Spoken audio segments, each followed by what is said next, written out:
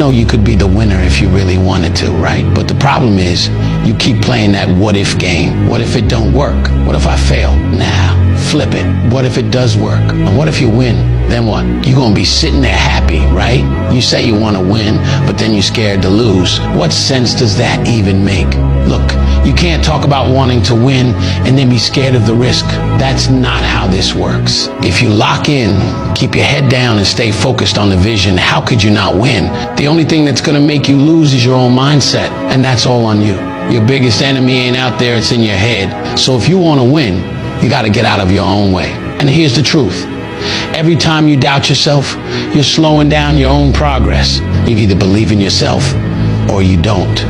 There's no in between. If you keep second guessing everything, you're already losing. But when you stop playing scared and start moving like you're built for this, you'll see everything change. So stop thinking about what could go wrong and start focusing on what's gonna go right.